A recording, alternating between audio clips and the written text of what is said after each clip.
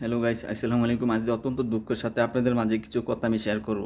বাংলাদেশে যে ঘটনাটা ঘটেছে, একটা যুবক ভাইকে খাওয়ায়া ভাত পানি খাওয়ায়া তার চির বিদায় দিয়া দিব, সেই উল্লক্ষ্য চিন্তা করিয়া তাকে হাতগুলা সেইসা ফেলাইছে, অত্যন্ত নির্ভয় করে মাইরাইছে। মানুষকে যদি গুলি করে ডাইরেক্ট মাইরা ফেলায়, একটা কষ্ট শেষ শহীদ। কিন্তু একটা মানুষের আস্তে ধীরে মাইরা নির্ভয়ভাবে তার জানটা বাইর করাটা কোনো বড়ই কঠিন।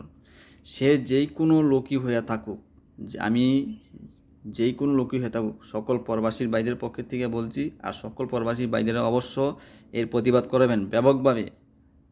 তাকে মারার যেই হত্যা করছে, হত্যার যা হত্যা, যতজন এর ভিতরে জড়িত আছে, এই লগে আরও গ্রুপ আছে অবশ্য।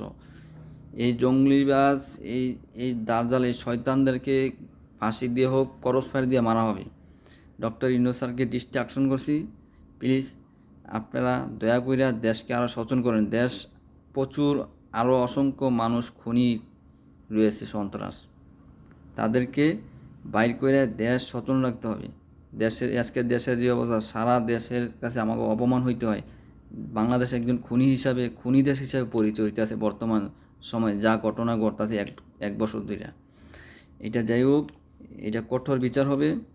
কোরআনে আছে, একজন মানুষ যদি হত্যা করা হয়, পৃথিবীর সমস্ত মানুষগুলা হত্যা করা হয়।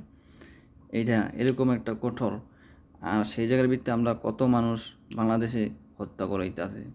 আর একজন মানুষ যদি হত্যা করা হয়, এই হত্যার পরিচালনা আপনার ভাই হোক যাই হোক, খুন হয়েছে, ওই খুনের পরিবর্তনে খুন, এইটাই নিয়ম।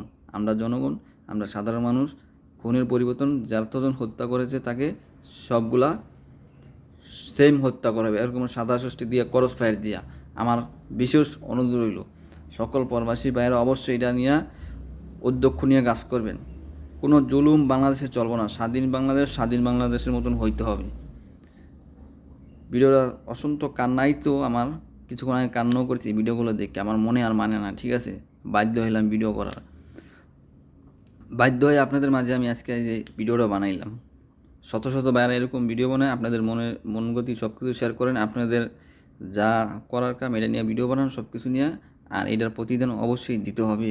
এটার এটার যেই ঘটনা ঘটাইছে, এই ফল অবশ্যই দিতে হবে।